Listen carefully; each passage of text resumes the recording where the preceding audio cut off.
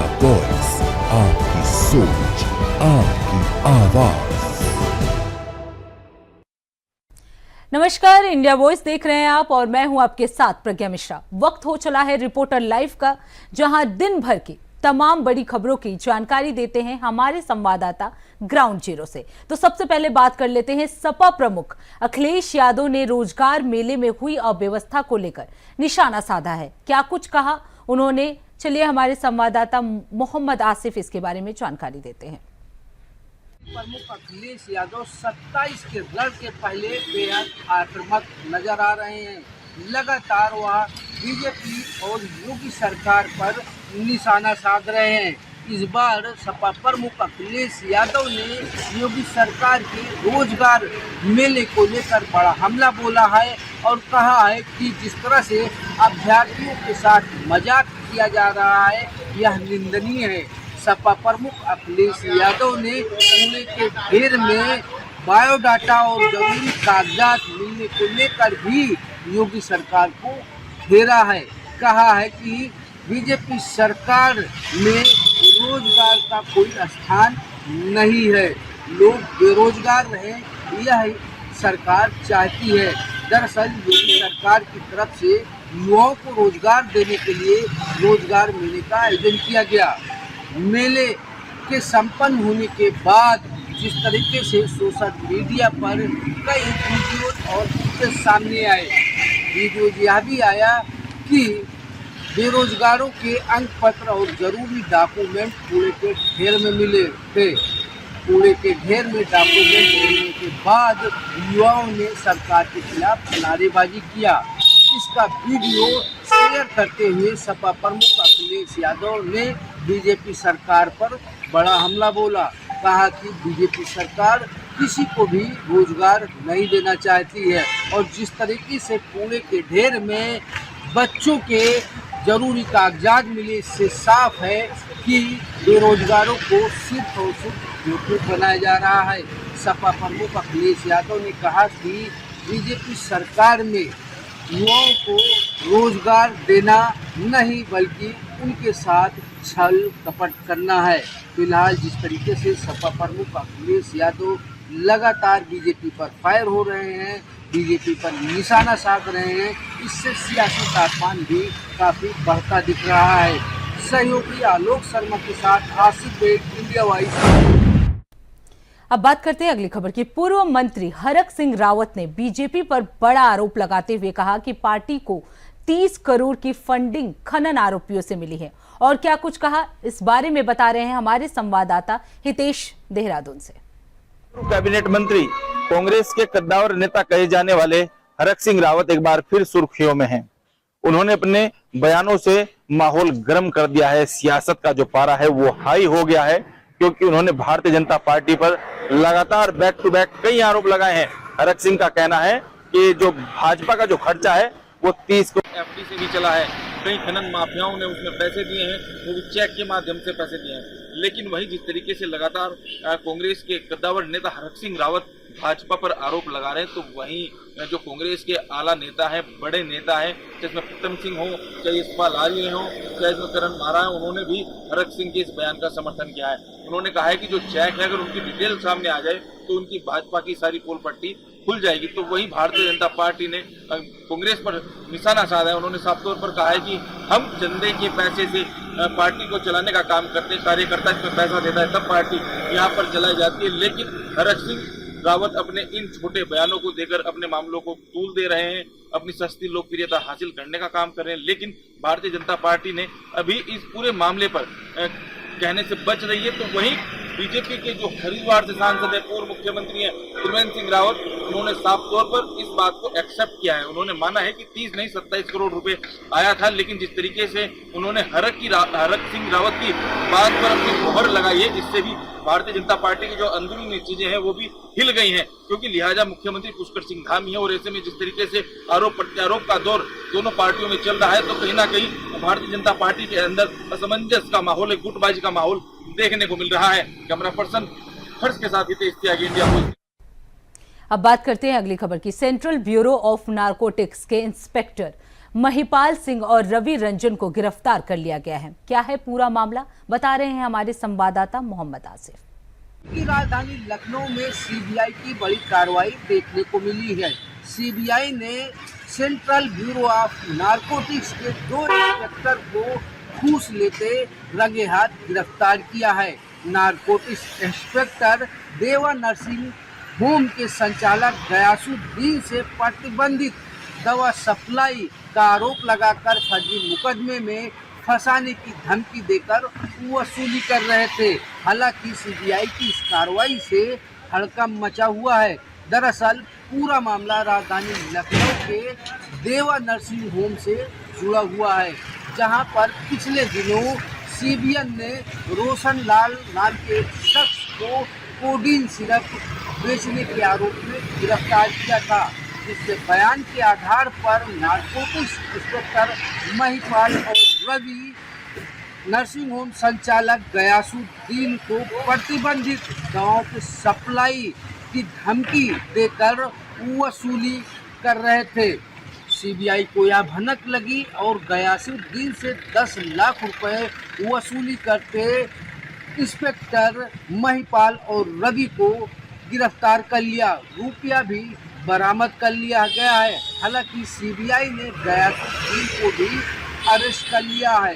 तीनों के खिलाफ मुकदमा दर्ज कर मामले की गहराई से पड़ताल की जा रही है। फिलहाल जिस तरह से सीबीआई ने नारकोटिक्स की धमकी देकर वसूली के मामले का खुलासा किया है, इसको लेकर हड़कंप मचा हुआ है। सहयोगी आलोक शर्मा के साथ आसिफ बेग, इंडिया वॉइस। अब बात करते हैं अगली खबर की। खबर आगरा से है, जहां पुलिस और शातिर चोर के बीच मुठभेड़ हो गई। इस मुठभेड़ पर ज्यादा जानकारी दे रहे हैं हमारे संवाददाता जिशान। के मुखिया योगी आदित्यनाथ ने प्रदेश को अपराध मुक्त बनाने का लक्ष्य रखा है। वहीं इस लक्ष्य को पूरा करने के लिए उत्तर प्रदेश पुलिस लगातार अपराधियों के खिलाफ कार्रवाई कर रही है। वहीं इस लक्ष्य को पूरा करने के लिए आगरा पुलिस कमिश्नर के निर्देश में आगरा पुलिस नंगड़े ऑपरेशन के तहत अपराधियों के खिलाफ कार्रवाई की जा रही है। दरअसल पूरा मामला आपको बता दें कि आगरा के थाना ट्रांस यमुना क्षेत्र में एक दुकान का शटर तोड़कर शातिर चोर ने चोरी की बड़ी घटना को अंजाम दिया था, जिसका वीडियो भी सोशल मीडिया पर वायरल हुआ था। जिसके बाद आगरा पुलिस कमिश्नर ने इस शातिर चोर की तलाश में कई टीमों का गठन किया इस घटना के खुलासे के लिए। जिसके बाद बीती रात को आगरा पुलिस और शातिर चोर के बीच में मुठभेड़ हो गई, जिसमें शातिर चोर के पैर में गोली लगी है। वहीं उसको अस्पताल में भर्ती करा दिया गया है। वहीं उसके कब्जे से एक अवैध तमंचा, खोखा कारतूस, जिंदा कारतूस और पीली धातु और वाइट धातु पुलिस ने बरामद की है। कह सकते हैं कि पुलिस ने 2 दिन में इस बड़ी चोरी की घटना का खुलासा कर दिया है। ये घटना का खुलासा एसीपी पीयूष कांत के नेतृत्व में कार्रवाई की गई है। कह सकते हैं कि आगरा पुलिस लगातार अपराधियों के खिलाफ कार्रवाई कर रही है। वहीं इस मामले की आगे की जांच में आगरा पुलिस जुटी हुई है। अपने सहयोगी उमर के साथ जीशान अहमद, इंडिया वॉइस, आगरा। अब बात करते हैं अगली खबर की। खबर अमरोहा से है, जहां पति ने परिवार संग मिलकर पत्नी को जिंदा जला दिया। इस घटना पर ज्यादा जानकारी दे रहे हैं हमारे संवाददाता इमरान। नोएडा में निक्की कांड के बाद अमरोहा में भी एक हैवानियत का मामला सामने आया, जहां पर एक सिपाही पति ने अपनी पत्नी को अपने परिवार के साथ जिंदा जला दिया, जिसकी हालत गंभीर बनी हुई है, जिसको यहां से रेफर किया गया, जिसका दिल्ली में उपचार जारी है। वहीं बताया जा रहा है कि जो सिपाही की पत्नी थी वो इकोंदा में स्वास्थ्य सामुदायिक केंद्र में जीएनएम के पद पर तैनात थी, जिसमें 13 साल पहले उनकी शादी हुई थी। परिवार में विवाद के चलते उसके पति ने अपने परिवार के साथ मिलकर जिंदा जला दिया, जिसके बाद पुलिस ने पति सहित 6 लोगों के खिलाफ मुकदमा दर्ज कर लिया है और इसमें कार्रवाई करने की बात कही है। पूरा मामला अमरोहा जनपद के डिडोली कोतवाली क्षेत्र के गांव नारंगपुर का है, जहां पर नारंगपुर निवासी सिपाही, जिसकी बरेली में वर्तमान समय में तैनाती है, जो एक सप्ताह की छुट्टी पर घर आया हुआ था। छुट्टी पर आने के बाद उसके परिवार से विवाद चल रहा था। 13 साल पहले तो उसकी पारुल नाम की एक युवती से शादी हुई थी, जिसके बाद शादी के बाद से उनमें विवाद चल रहा था। पारुल के 2 बच्चे हैं, जो दोनों जुड़वा बच्चे पैदा हुए थे, जिसके बाद आज अचानक इसमें एक हैवानियत वाला मामला सामने आया, जहाँ पर सिपाही सिपाही ने अपनी पत्नी पारुल को नशे की हालत में अपने परिवार के साथ मिलकर जिंदा जला दिया, जिसके बाद उसकी हालत गंभीर बनी हुई है, जिसको नजदीकी अस्पताल में भर्ती कराया, जहां पर उसकी हालत गंभीर देखते हुए उसको दिल्ली रेफर कर दिया, जहां उसका इलाज जारी है। वहीं सारे मामले में डिडोली कोतवाली के कोतवाल हरीश वर्धन ने जानकारी देते हुए कहा कि इसमें सिपाही पति सहित 6 लोगों पर मुकदमा दर्ज कर लिया गया है। फिलहाल आरोपी की गिरफ्तारी पुलिस ने कर ली है, जल्द ही इसमें वैधानिक कार्रवाई करने की बात कही है। अमरोहा से इंडिया वॉइस के लिए मोहम्मद इमरान की रिपोर्ट। अब बात करते हैं अगली खबर की। खबर औरैया जनपद से है, जहां पैसों की बारिश का एक वीडियो जमकर वायरल हो रहा है। क्या है पूरा मामला, बता रहे हैं हमारे संवाददाता दीपांशु। के बिदूना थाना क्षेत्र में एक अनोखा मामला सामने आया है। आपको बता दें कि बिदूना तहसील में एक किसान रजिस्ट्री कराने के लिए तहसील परिसर में गया हुआ था, तभी बाइक से 80,000 का झोला बंदर लेके पेड़ पर चढ़ गया और उसने पैसों की बारिश कर दी। मौके पर लोगों ने पैसे को लूटना शुरू कर दिया और किसान को सिर्फ 80,000 में 52,000 ही रुपए मिल सके, शेष 28,000 लोग लूट ले गए। औरैया से इंडिया वॉइस के लिए दीपांशु सावंत। फिलहाल रुकते एक छोटे से ब्रेक के लिए, ब्रेक के बाद जल्द लौटेंगे। देखते रहिए इंडिया वॉइस।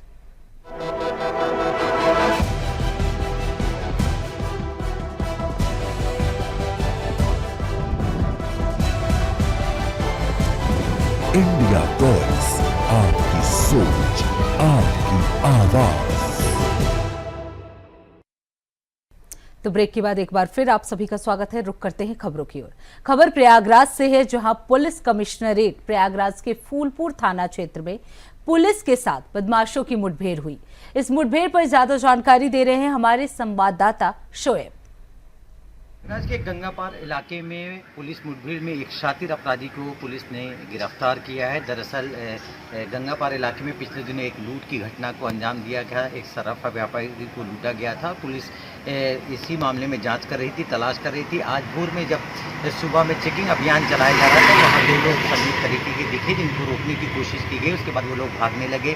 पुलिस ने उनको पीछा किया तो उन्होंने पुलिस पर फायरिंग किया, जिसके जवाब में पुलिस ने भी फायरिंग की और उसमें एक अपराधी जबकि उसके साथ का दूसरा साथी भागने में कामयाब रहा। पुलिस ने जब उससे पूछताछ की तो पता चला कि वो उस इलाके का शातिर अपराधी है। पिछले दिनों जो लूट की घटना हुई तो उसमें भी शामिल था, क्योंकि उसके पास से एक बैग बरामद हुआ जिसमें सफ़ेद धातु बरामद हुई, जिसकी ज्वेलरी है जो चांदी की बताई जा रही है। इस तरह से पुलिस को एक बड़ी कामयाबी मिली है। पिछले कुछ दिनों से प्रयागराज पुलिस लगातार अभियान चला के अपराधियों के खिलाफ कार्रवाई कर रही है। उसी कड़ी में अब गंगापार की ये टीम ने बड़ी सफलता हासिल की। एक अपराधी को न सिर्फ गिरफ्तार किया, उसके बाद से कुछ चोरी के माल, जो लूट की घटना को अंजाम दिया गया था, उसके माल भी बरामद किया और अब पुलिस उसके दूसरे साथी की लगातार तलाश कर रही है। Shoaib India voice.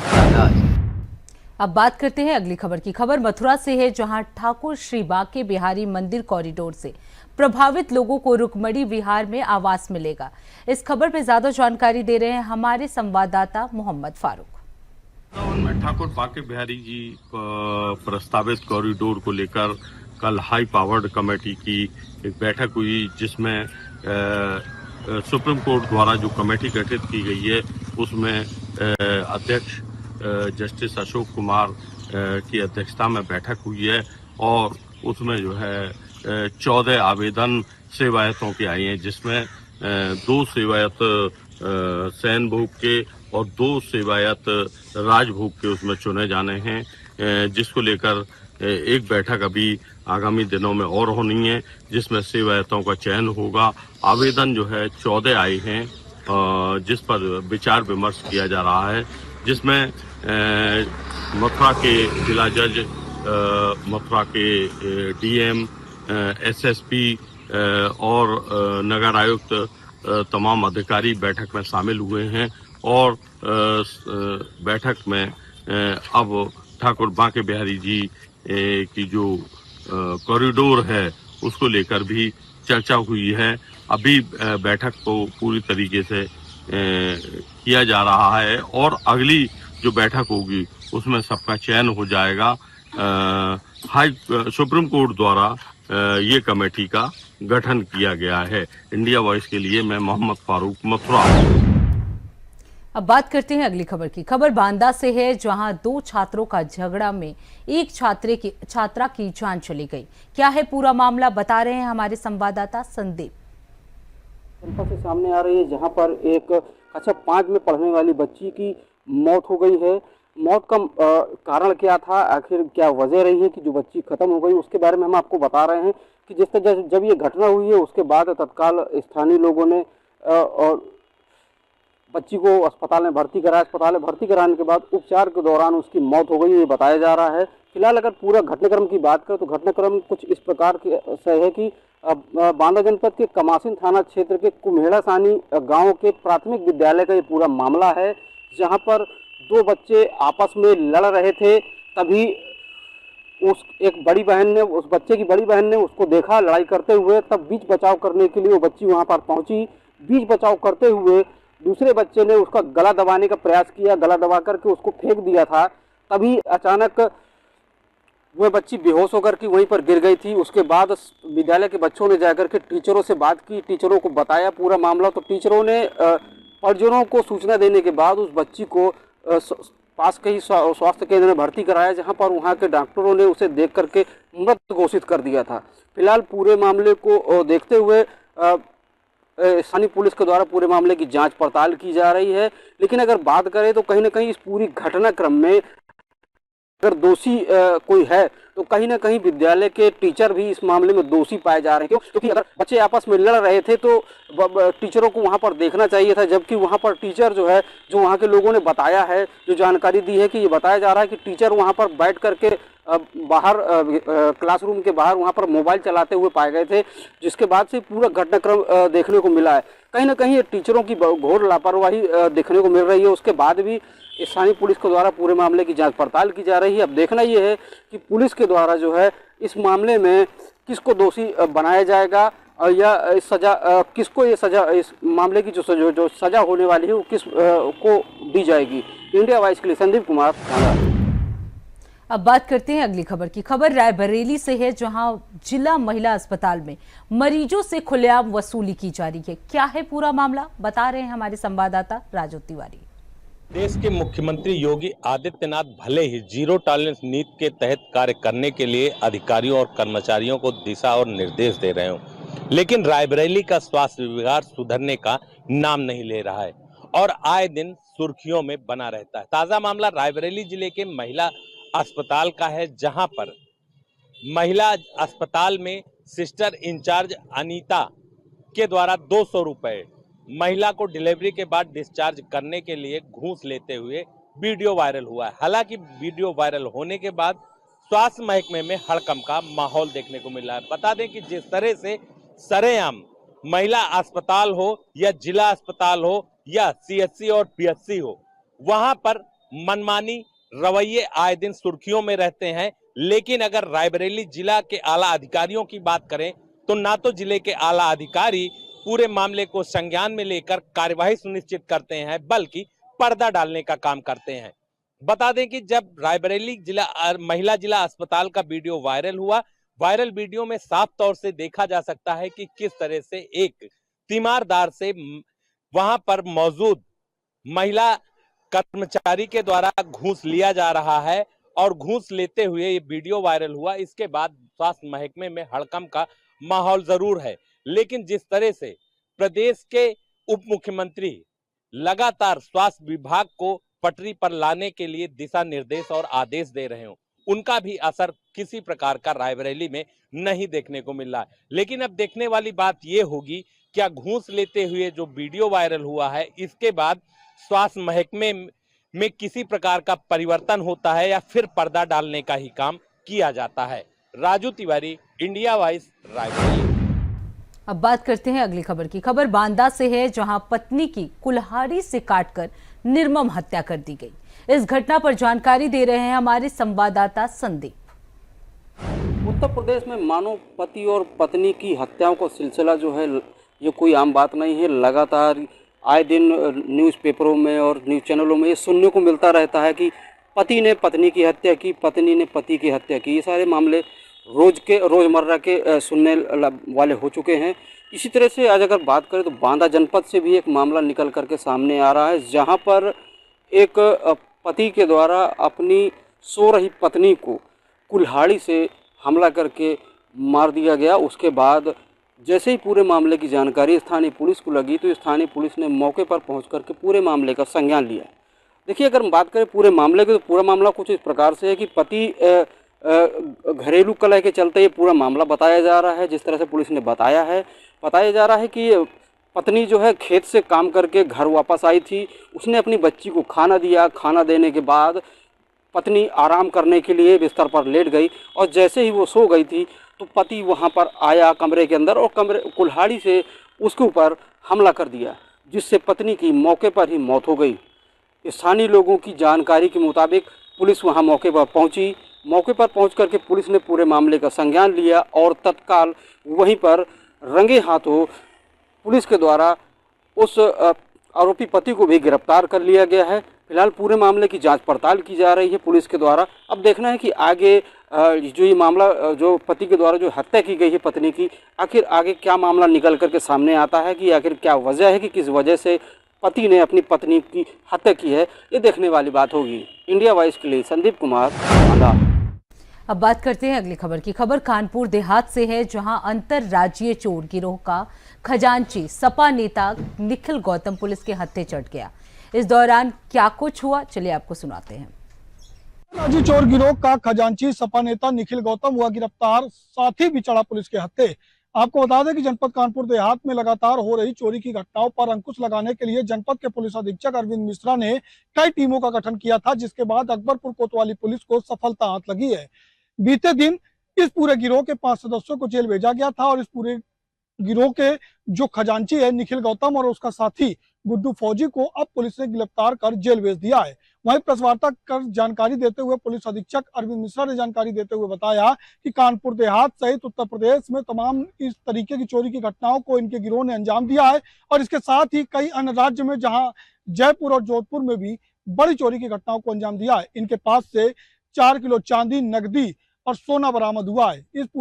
इनकी पूरे चोर गिरोह का जो मास्टरमाइंड है सुदेश सचान, उसकी भी लगातार तलाश जारी है। पुलिस जो है उसकी टीमें जो है वो लगातार दबिश दे रही हैं और जल्द ही पुलिस उसका भी खुलासा करेगी। पुलिस अधीक्षक ने यह भी बताया कि इस पूरी घटना में एक बड़े सिंडिकेट का खुलासा होने वाला है। कानपुर देहात से गौरव शुक्ला। अब बात करते हैं अगली खबर की। खबर कासगंज से है, जहां तिरंगा यात्रा के दौरान चंदन हत्याकांड में मुख्य आरोपी की मौत हो गई। इस खबर पर ज्यादा जानकारी दे रहे हैं हमारे सहयोगी अशोक शर्मा। हत्याकांड के मुख्य आरोपी की जेल में हुई मौत। आपको बता दें पूरा मामला कासगंज जनपद का है। 26 जनवरी 2018 को कासगंज में तिरंगा यात्रा के दौरान एक युवक जो चंदन था अपनी तिरंगा यात्रा निकाल रहा था, तभी अचानक कुछ उपद्रवियों ने गोली चला दी, जिसमें चंदन गुप्ता की मौत हो गई। उस मौत को लेकर लखनऊ की NIA कोर्ट ने 28 आरोपियों को आजीवन कारावास की सजा सुनाई, जिसमें सलीम और वसीम और नसीम नाम के 3 भाई थे जो एक ही घर से थे, जिसमें आज सलीम की सुबह तड़के इलाज के दौरान मौत हो गई। उस मौत की सूरत जैसे ही परिवार को लगी, परिवार में कोहराम मच गया। कासगंज से इंडिया वॉइस के लिए अशोक शर्मा की रिपोर्ट। तो फिलहाल रिपोर्टर लाइव में बस इतना ही। देश दुनिया की तमाम बड़ी खबरों के लिए देखते रहिए इंडिया वॉइस। तब तक के लिए नमस्कार।